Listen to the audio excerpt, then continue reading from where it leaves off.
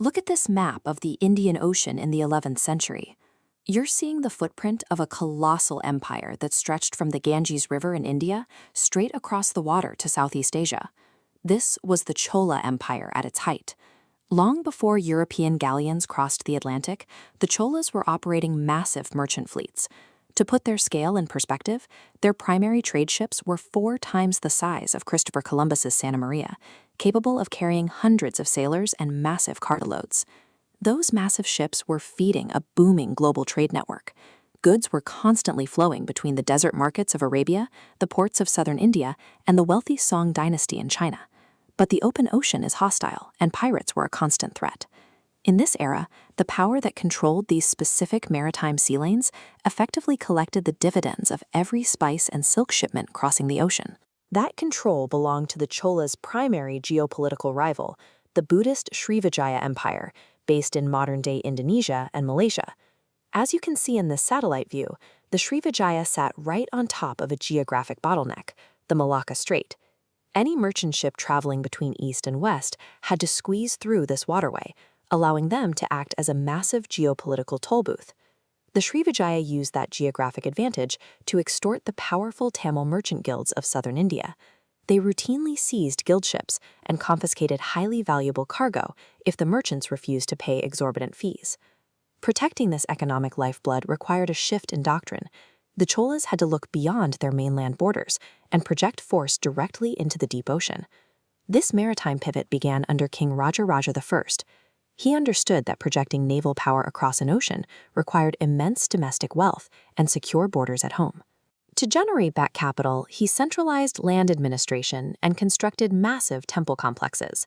These functioned as economic redistribution hubs, generating the tax revenue and surplus required to fund his military ambitions. With his treasury full, Rajaraja launched his first naval offensive to lock down the maritime choke points right in his own backyard, successfully invading the Maldives and the island of Sri Lanka. This brick stupa is a remnant of the Anuradhapura kingdom in Sri Lanka. By capturing the northern half of the island, Rajaraja eliminated an immediate local rival and secured the southern tip of the Indian subcontinent. By holding these surrounding islands, the Cholas essentially turned the entire Bay of Bengal into a Chola lake. This gave them a secure launchpad for deep-water expansion into the further reaches of Asia.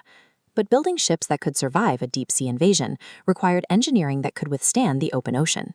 Their solution was the stitched hull. Instead of rigid iron nails, shipwrights drilled holes into wooden planks and bound tightly with flexible coconut fiber. When these heavy ships hit harsh waves, the wood swelled in the water and the coconut fiber flexed. This allowed the entire vessel to absorb kinetic impacts without shattering the way a rigid, nailed hull would. They combined this resilient design with watertight interior compartments to prevent sinking, heavy deck platforms for archers and catapults, and sophisticated celestial navigation tools adapted specifically for the Indian Ocean. This blend of flexible engineering and precise navigation created a specialized military engine. The Cholas could now project force thousands of miles away from their own coastline. That military engine was inherited by his son, Rajendra I. After marching his armies north to reach the Ganges, Rajendra turned his full attention back to the sea.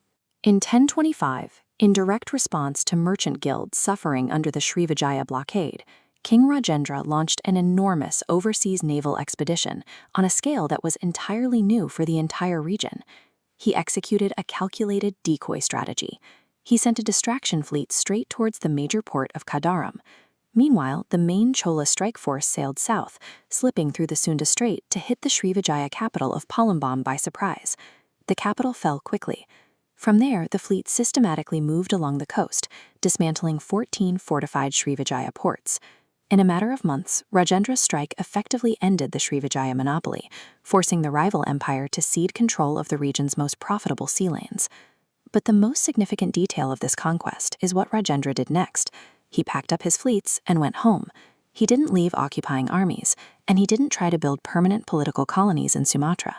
The invasion was an economic surgical strike.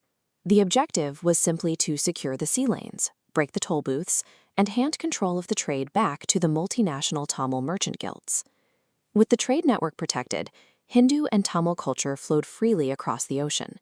We can see that cultural export in artifacts like this bronze Shiva Nataraja.